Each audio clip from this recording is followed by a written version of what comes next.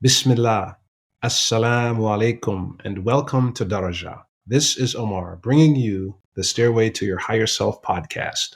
Daraja is an Arabic word that means levels, stages, steps, or degrees. In each episode, we'll bring you stories of Muslim leaders from around the world who have overcome significant challenges through discipline, positivity, and faith. Our goal is that you'll be inspired through their stories to reach your higher self. Welcome to Daraja.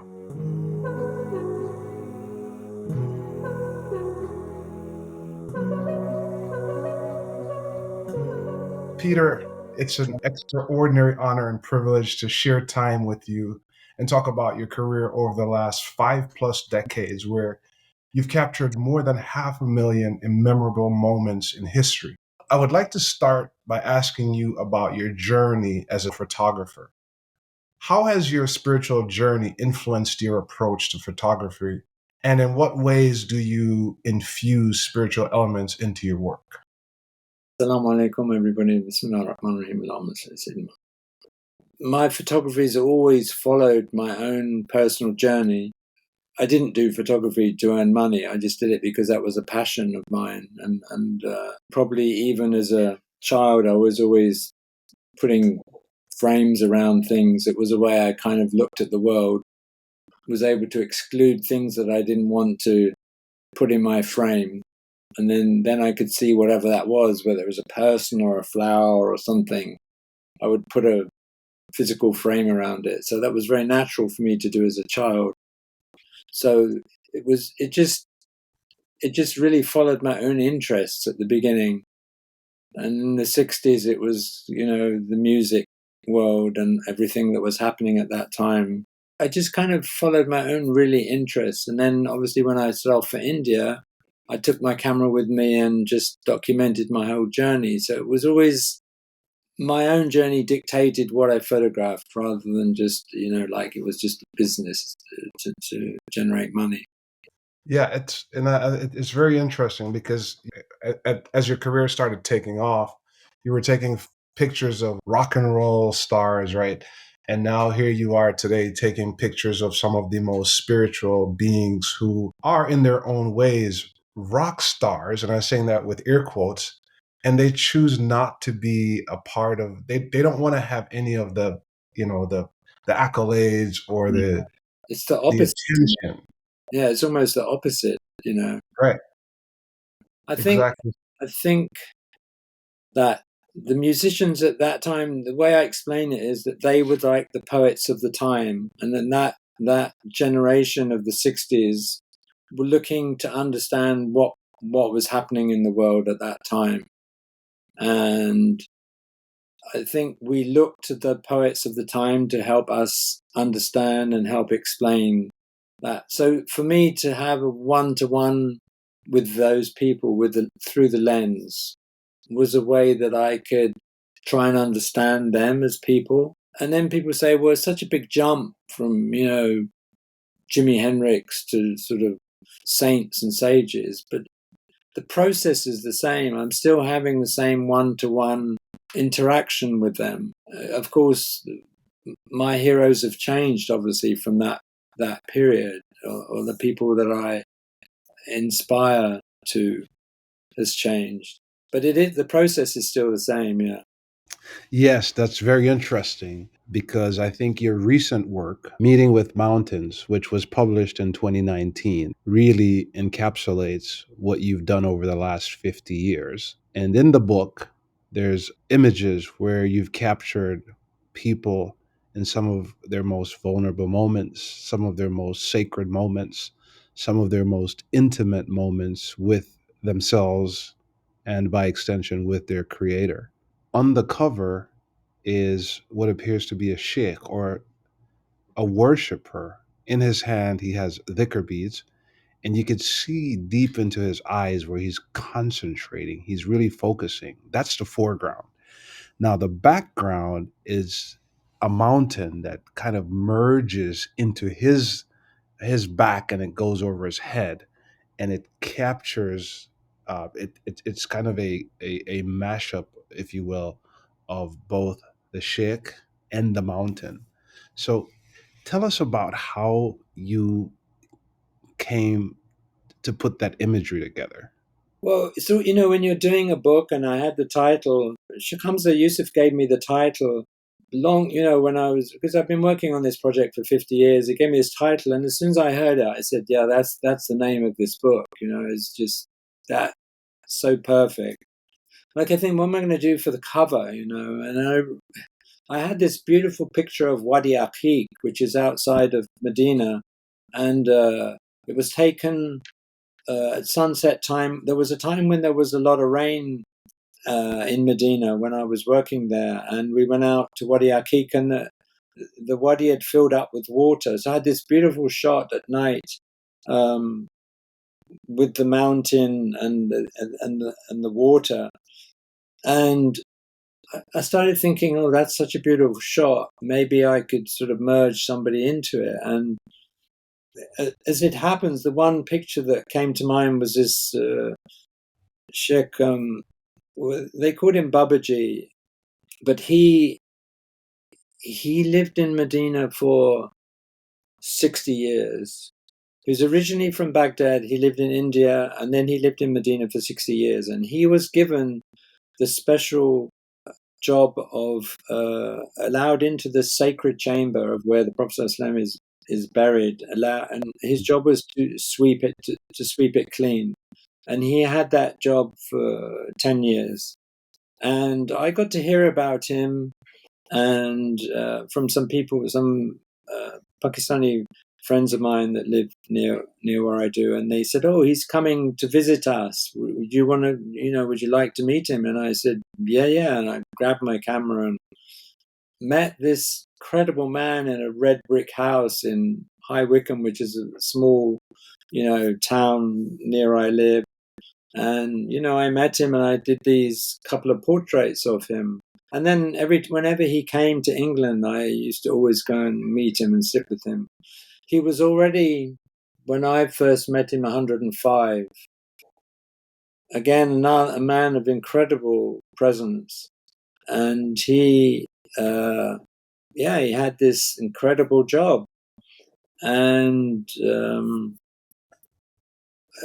well, I was sitting with him one day, and I said to him, thinking with my photographic hat on, "What's it like inside there?" And he said, "Light. It's light." And I thought he misunderstood me. So I said it again. I said, "What's actually in there?" And he said, "Light." I asked him 3 times, and each time he said, "Light." And he said, "But if you have darkness in your heart, you'll never see it." And so, he was just this incredible being. And so I thought, okay, those pictures I did would work really um, perfectly, and it did kind of work. But then I got I don't know if you remember, he's quite austere, and I was thinking, oh, maybe he's too austere. Is this gonna put people off? He's quite majestic, and I tried to do it with other people from the book, but it just didn't work. He was definitely the person that was meant to be on the cover here. Was that kind of a culminating moment for you? Because obviously you had a conversation with Sheikh Hamza, may Allah preserve him. Yeah, He said, "This is the title of your book." So when you saw that, can you juxtapose that yeah, yeah, conversation that comes up with the yeah, moment yeah, you saw yeah. the outcome? Absolutely. I mean, it's just like as soon as I saw it, that's the cover. So It was that quite is it was quite a process. I mean, I did it very roughly at the beginning, and then we did worked on it and worked it to make it as beautiful as possible. Yeah, it was a bit of a process, but yeah, we've just made a huge print of it, which is going into an exhibition I'm doing in Jeddah next month. mashallah. So Like a if because I'm still like I'm right now I'm going through In the Shade of the Tree, and I'm just going through all of those pages and just trying to absorb it. Then my next project is going to be Meeting with the Mountains. But if someone wants to get a copy of that, and I had the privilege of seeing kind of a preview of it, where would we go? PeterSanders.com, yeah, Amazon. yeah. Just go to Okay, my website. Yeah. we ended up, I mean, I never chose. I've always been fascinated by books. I love books, but publishing world's a tough world, and so I worked on that book for 50 years, never really knowing whether other people would like it or whether it would make sense to them. It was just kind of my journey and the meetings I had. But more and more people I showed it to, and then we needed money to print it. It's not a small book, and then I met Chris Blaufelt from Launch Good and told him about the project, and he said, "Look, we'll help you fundraise, crowdfund for it." And he did. I said, "Look, really?" I was like, "There are people who don't have homes. Like, this is a book, right?" He said, "No, you have to do it." So I said, "Well, you have to take my hand then, because I've never done anything like this in my life, And we did it, and we did it during Hajj, and we raised the money, alhamdulillah, and it's been so well received, really. I mean, it's That's it's one of those projects that just, it's kind of nothing to do with me almost. It's like I was just the catalyst for it to happen. Yeah, I agree. I don't think it's one of those projects, Peter. I would say it's almost like a divinely ordained thing that it's so hard to capture the words. The pictures you have in the book, they capture so much. And I think, again, taking it back from when Sheikh Hamza kind of said, okay, here's where you need to go. And then you came together and you met Chris, and another incredible human being. And here we are today. And I would encourage everyone in the audience, go to Peter's website, take a look at the book, and, just absorb what you see.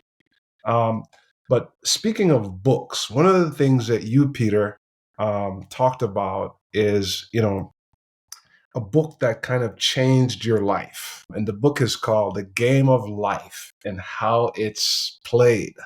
Tell us about that book and why it was so important in your trajectory. I think I must have discovered it maybe late 80s or something. I mean, I'm struck by the title. It's called The Game of Life and How to Play It. And that's such an interesting, and it's one of those books, I just bought it. Sometimes I buy books and then they sit on my shelf. It's sort of funny how Sheikh Hamza keeps coming up, but I had this book on my shelf and Sheikh Hamza came to visit, and he just picked up the book and he read it from cover to cover, and he said, "That's an amazing book." And it is, I'll just read the first couple of lines. It says, "The game.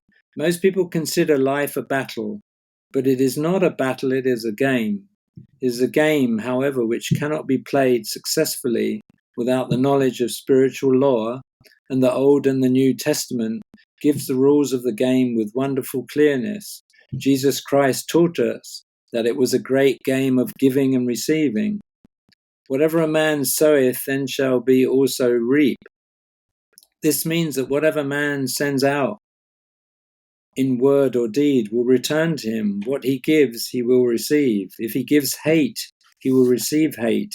And if he gives love, he will receive love. And if he gives criticism, he will receive criticism. And if he lies, he will be lied to. If he cheats, he will be cheated. We are taught also that the imagining faculty plays a leading part in the game of life." And that's, that the imagination is such a visual aspect to us. We see in pictures, and as a photographer, that's such an important aspect to what we do and try to do. Yeah, and I think I read the book before our conversation, and one of the things that to me, it's sort of a book that it combines the spiritual and the metaphysical principles Yeah, with practical advice. Right? yeah, yeah, Anyone could pick up and read it in an afternoon in one sitting. yeah, Right? But yeah, it offers readers a guide to how they can transform their thoughts and beliefs and yeah, manifest that into positive change in so many different aspects of yeah. their lives. Yeah, Um, it was written by a lady called Florence Shin. Chin, yes. Chauvel Shin. Chauvel Shin, yeah. Very And interesting lady. Yeah. we'll of course have it in the show notes for readers to view, to have access to if you so choose. But there's so many things in such a small book. And Yeah, the thing with Sheikh Hamza, I could resonate with that because he's my teacher. He has no idea who I am, but I I've listened to maybe over 100 of his lectures. And one of the things he'll be talking about, the spirituality, and he'll insert something like Helen Keller. yeah, And today I have a love for books, and part of the reason why, and Allah knows best, is I was so inspired by Sheikh Hamza, and his, how he's just such an avid reader, and how he could capture a lot of what he's read and deliver it with such passion and articulation that just really draws you in. yeah. That's a gift he was given, to be able to read something and absorb it completely. Yeah, Yeah, may Allah preserve him. May Allah preserve him. So the other thing I wanted to talk to you about, like, again, the subject of photography. It's often seen as a form of visual storytelling, yeah. right? What is the key message you'd say you want your audience to get from your work? Yeah, it's kind of funny because I never think of what I do like that. It's just kind of it's what I do, and then it's with all art. People see stuff in it, and but the process of me is, again, it's very instinctual. Like go somewhere with my cameras and I'll see something and I'll be drawn to it, or a person or something. It's just like I'm just following my instincts all the time. And then sometimes God put some meaning into it. I mean, I don't know if you remember, there was an image that I showed when I did the presentation about we teach all hearts to break. The story is, I went out. This is in late 60s. I went out slightly bored, not bored, but it was a grey day in England, and I wanted to kind of inspire myself a little bit. So I went out with the camera and was wandering around near where I live, and I found this whole street that was painted black for a film set. It was a derelict street, and someone had painted on the walls, "We teach all hearts to break," in graffiti.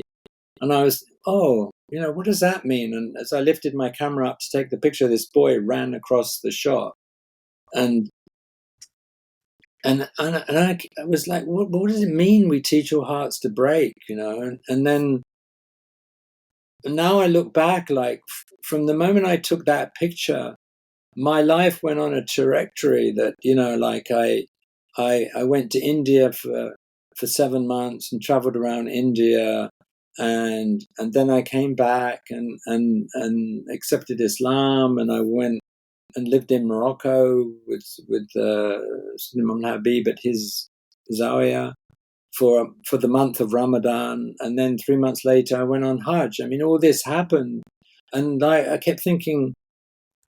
And then I heard about the ayat of Quran. We'll show you the signs within, on the horizon and within yourself until you know it's the truth. And I thought, well, there's a connection between seeing that we teach all hearts to break, and then all that everything that happened in such a short. So it's just kind of, as you get older, you start to see things from a different position. It's like you get the bird's eye view. It's what Rumi says. What does the ant know of the pattern of the carpet as he walks across it? It's red, and then it's blue, and then it's, the bird can see the whole pattern and the shape and everything. And that, I think that's what happens as you get older. You start to see, oh, that's why that happened, and that's why that happened, and oh, that terrible thing, there was a reason that happened. It was to kind of Yeah. nudge me in a certain direction, and it just So suddenly life seems to make a lot more sense than it did when I was younger. Yeah. it's so inspiring, Peter, to hear your story. As you so eloquently put it, over time, you tend to appreciate the patterns in your life looking back that led you to where you are today. My next question to you is, how did you come to accept Islam? I won't make it too long because it is, if you think about it, it is kind of a long process. I know people have these moments, everything, the light shines through the clouds, and it wasn't like that for me. It was a kind of journey I was on. I was searching. You know, I wanted to make sense of my life. I wanted to know how I could be a better person, how I could stop worrying about stuff that I didn't need to worry about, and all these kind of things that people go through. So that sent me on my quest to India, and of course, while I was in India, I was looking at different religions. So you know, I was looking at Hinduism and Buddhism and Sikhism, and I read a little bit about Islam, not a huge amount. But if you really think about it, there are things, again, like signs that you're shown that maybe at the time you didn't really register, but they go in there. And then there was one day I was I did all these trips around India on trains, sometimes like 3-day train journeys to get from one place to another. And one morning I was on a station. It was before dawn. It's very crowded. In those days, it always seemed like the whole of India was nomadic. You know, everyone was just moving around with all their belongings. And I was on a very crowded railway station. And I suddenly, and you know, it's kind of slightly chaotic and stuff. And I suddenly saw this woman in the middle of the crowd roll out a prayer mat and do the prayer. An old lady, and I've never seen it in my life, you know. So I went over there, and there was a young man standing by the side, and I said, "What's this?" And he said, "Oh, it's my grandmother. She's a Muslim. She's doing the prayer." I said, "Oh, now see how God showed me in a snapshot. Stillness amongst all that movement. There was stillness." And okay, we went in, and I didn't really think too much about it. And then, you know, it came back to England after being in India for 7 months, and some of my friends who I knew before had accepted Islam, and I was, oh, really? And but I didn't feel like I was looking for religion. I was looking for a path, and and then I had a couple of very strong dreams. One of them was from my Indian teacher who I ended up with in India. And he was standing at the door of a classroom, and in the classroom were these friends of mine who become Muslim, and he was beckoning me into this classroom. So, you know, like it was a pretty clear indication that was, even though he was a Hindu teacher, although he had followers who were Muslims and Sikhs and from all over the range of religions. So anyway, I was getting these sort of indications, and then eventually I thought, well, I want to know about Tasawwuf or Sufism. I want to know about the spiritual side of Islam. So I went to see this friend of mine. Actually, I tried to call him up and I couldn't get through. Oh, I'd have to drive all the way. He worked in a carpet shop in Chelsea in London. So I drove all the way there, got there, and I said, okay, can you explain to me about Sufism or Tasawwuf? He said, well, these are the spiritual practices of Islam that the Prophet ﷺ did, but they were the inner practices, but they are part of the structure of Islam, and you can't take one without the other. If you just take the spiritual practices like plugging into the mains without insulation, you know, and you don't want to just take just the basics of Islam because it can be quite dry. And so he said, but at some point you need to enter through the door of Islam. And I said, okay, now, you know, like as soon as he explained it in that way, it made sense to me. And then I ended up saying the Shahada in his carpet shop in Chelsea.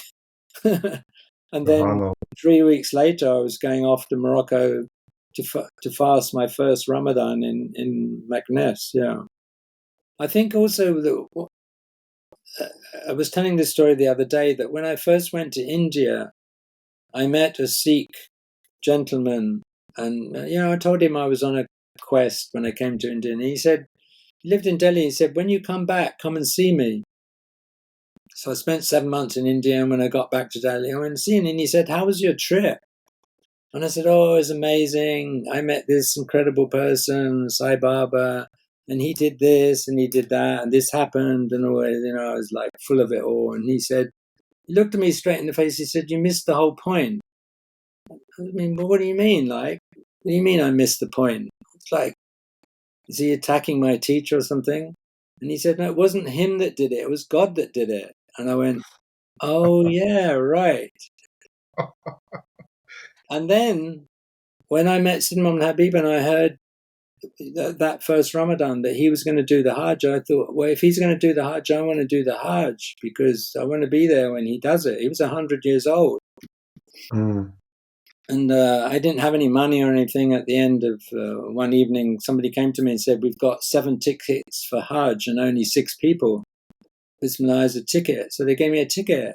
So we went, we were 7 of us, Westerners, American and English, went and did Hajj. This is 1971. Can you imagine what it was like, Hajj in that time? And we got to Mecca, to the Haram, thinking we were going to meet Sidin Imam Habib there. And some of his fuqara came and told us that he died on the way to Hajj. He died in Algeria. And again, like, I went to Mecca thinking I was going to see him, but he the person was taken out of it. And you then only can you fall back onto God. You know, it's God really that you go to see. And so it was like I was always at the beginning being reminded this, you know. And then it sort of made me apply that to meetings with mountings, because there are these people, but they're all vessels of God, really. You know, they're human beings that have meaning. Well, everybody, the whole of creation is images with meanings, but it's understanding that, you know, that it's not them specific. It's something about, in fact, their egolessness, their lack of ego that allows the light to shine through them, if that makes sense. Absolutely, it does. My next question to you is there has to be quite a bit of consideration and focus and a number of other aspects that go into capturing the image of a human being. But I wanted to circle back and talk about a story you shared about being in Mecca and capturing the house of Khadija radiallahu anha. Could you share that with us?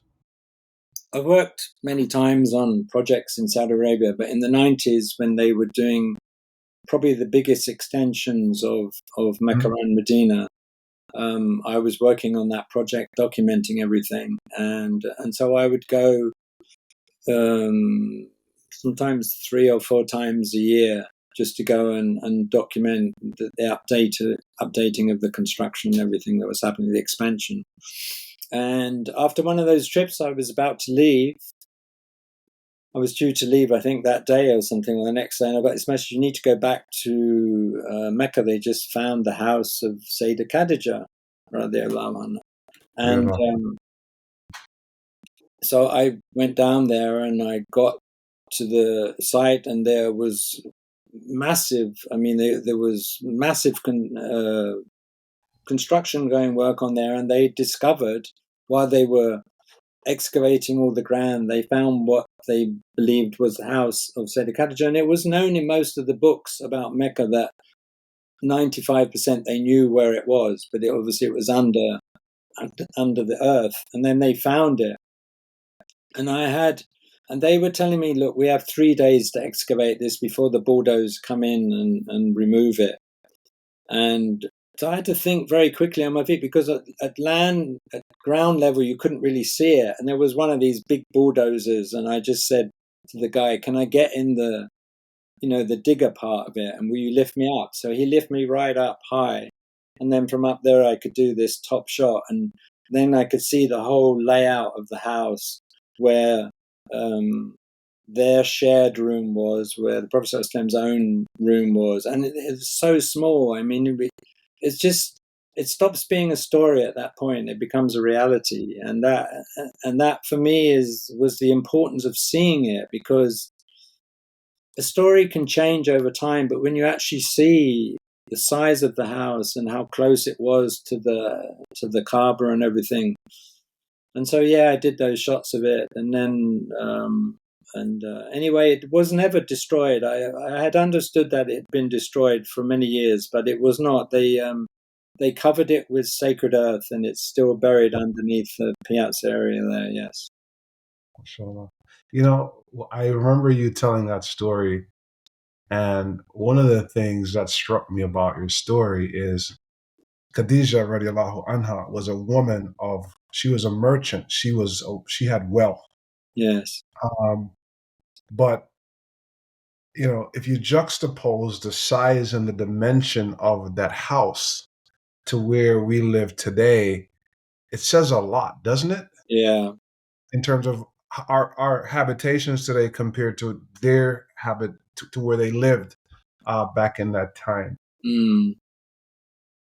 I think it's so important for us now to see these places, and it really does change. You can relate to it somehow, and I'm doing a lot of work with Dr. Abdullah Al-Qadi on the Prophet's route and the Hijra route, and documenting where all these things happened, and it's amazing work he's doing, and he's very thorough. He's a serious scholar. He doesn't take words say about things. He really goes into the books. And this year he took me to the place where Sayyidah Aisha radiallahu anha lost the necklace. So we were like hoping we might find it. We were like, it's just, it gives reality to all these stories, especially through his knowledge and wisdom that he has. He adds a lot of dimension to these things. So I'm looking at a picture here, Peter, and I'm going to read the description of you that you wrote about it. I'll show it to you here. It's one of my favorite very old pictures. book. Yeah. Sheikh Murabit, mashallah, alhamdulillah. Yes, it's incredible. This is a sheikh. I think he's also attached again to Imam Hamza. Yes. And he's, it's a picture of this incredible human being. You could literally see the light around him, and he's surrounded by, two what seems to be boys, and it's clear that they're learning from him. And one of them is pensively, he has a dhikr bead, and he's looking, and you could see the exchange. You could almost see through the picture. You could see the exchange of knowledge that's going that's taking place between the two. And there's another one. He's kind of sitting casually in the background, and he's just kind of scratching his head, like, I'm not fully there yet, but I think I'm on the way. So, talk to us about that moment, if you recall. What was that like, capturing that I never moment? forget that, because Sheikh Hamza showed me. This is in the time of videos, right? This shows how such long way back in. He showed me this video, and he said, "This is my teacher. I want you to come and take its picture." And it was like really funky video, really badly shot, but I could just see that his teacher was somebody incredible. And I said, "I'll come." And so we planned this trip, and it took us 24 hours to get there from Nouakchott driving. And we got eventually to Twemeret, right in the middle of nowhere. I mean, it's just absolutely in the middle of nowhere. And I was introduced to Sheikh Marabat al-Hajj once we arrived, and he said, he asked my name, and they explained to him my name and who I was, and he was quiet. And the way I explain it, if it was the CIA, right, they go on their mainframe computer and check me out. But he was quiet, and then he went, "Naam, naam," like he knew who I was. And then he just made this incredible long dua for me, of continued happiness and all. And to be honest, that was the end of the transaction with him, because I don't speak Arabic. I couldn't sit and ask questions about fiqh or anything. So the rest of the time I just spent watching him. But I couldn't take his picture because Sheikh Hamza hadn't actually asked his permission. And and the days were passing. We were only going to be there a while, and I said, "Sheikh Hamza, you need to ask him. I can't take his picture without his permission." Right. And now Sheikh Hamza told me this more recently, and it's funny because it's not what I thought. He went and asked Sheikh Marabat al-Hajj if I could take his picture, and Sheikh Marabat al-Hajj said, "A'udhu billahi minash shaitanir rajim," right? I said, if you'd have told me that, Sheikh Hamza, I'd have been on the first camel out of Tuemeret, because I didn't want to upset the Sheikh.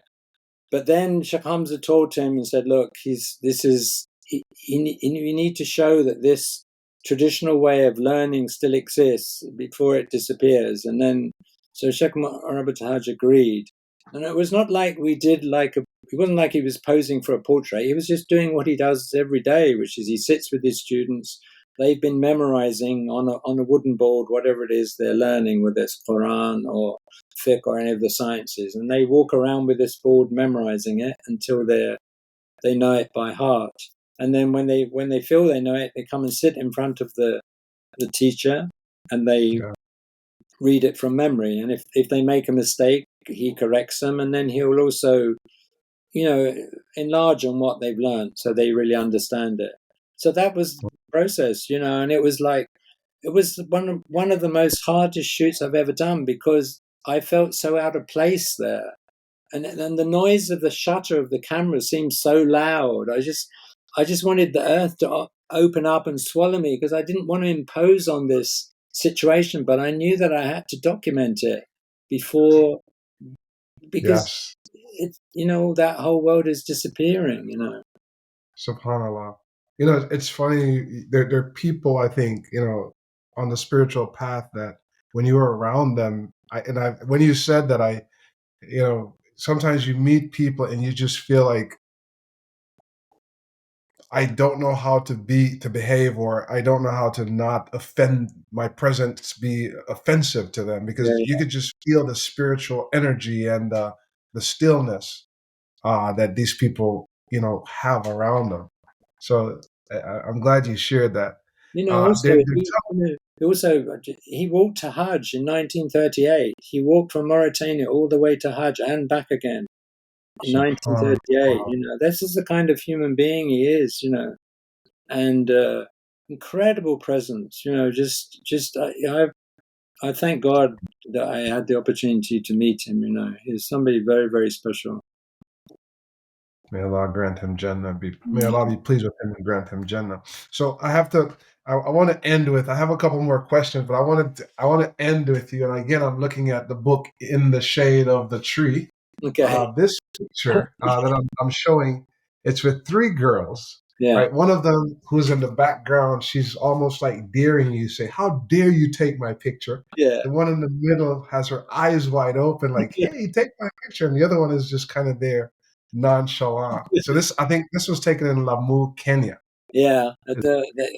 Lamu, I heard about that Lamu from very uh, early years, probably in the 70s, by a Dutch painter. He wasn't a Muslim, but he said, "I've just been to paradise on earth." And I said, "Really?" He said, "Yeah, I went to Lamu Island." And he was telling me all about the island. There's no cars on the island. And then on Right. Friday, everyone wears white. And I thought, oh my God, that sounds amazing, right up my street. And it took me like 20 or 25 years to finally get there. By then, they had one car on the island, which belonged to the district commissioner, and one road which went from his house to his office. Everyone else still walked or used mules. And every year they have Maulid. They spend the month of Maulid in celebrations and things. So I was able to go, and I documented the whole festival and everything. It's beautiful, beautiful people. And in the middle of it, I saw these girls, and as I lifted my camera up, they went into this thing, And as I said, my talk, I don't speak Swahili, and I'm probably better off not what the one on the left said to me. But it was just such a moment, though. I love it. Yeah. Yeah, it's an incredible moment. So I have to ask you this question. So do you take selfies, or what? I never take selfies, but there's a whole group of my students trying to catch me taking one, but so far they haven't succeeded. I mean, it's a Inshallah. funny thing, really, because it's like the opposite of what, taking the pictures of the Shayuk, because selfies all about, this is me in this place, and this is me in this place, or this is me with this person. And that's why having their picture taken, it's from humility, not that they think photography is forbidden. It's from a position of humility. Why would you want to take a picture of me? I'm nobody. And so it's a very opposite, Yeah. uh, Yeah. how would you say, opposite understanding of what photography is. But the reason Yeah. I had to do it with Meetings and Mountings because I'm a person that needs to put a face to a story. Right. And I think young people now, we're in a generation, like in the 60s, music was a language, but now it's music. Now it's images, and young people really talk with images. And so that's, I think, why the book ran a kind of chord, and people have told me that they find their young children just sitting, looking at the faces. There's something about, it's a mystery, something about the faces of these people, really. Incredible. I think Peter, I have so many questions for you. Like I said, I'm in the middle of in the shade of the tree. I haven't picked up Meeting with the Mountains as yet. As I looked at these pictures, I could not help but just realize how much I need to incorporate humility in the way I live, the way I talk to people. And so it's just been really a fascinating, eye-opening, humbling experience for me to just flip through the pages of these incredibly beautiful, inspirational stories that are embedded in these photographs that you've taken. And I want to thank you for just spending time with us to share some of just a snippet, not even the tip of the iceberg of some of the experiences you've gone through throughout your journey. Over 500,000 worth of just incredible photos. So thank you so much for your time. And to you, our listeners, we encourage you. We'll have all the links to Peter's books and work and his website. You cannot put a price on some of these on this work. So I encourage you to go to the website, pick up the book, just take a look through it. And please continue to listen to us. If you like what you've heard today, please subscribe, tell your friends about our podcast, and we look forward to sharing more incredible and inspirational stories with you. And with that, we'll catch you on the next episode. Assalamu alaikum wa rahmatullah. Wa alaikum salam. Thank you.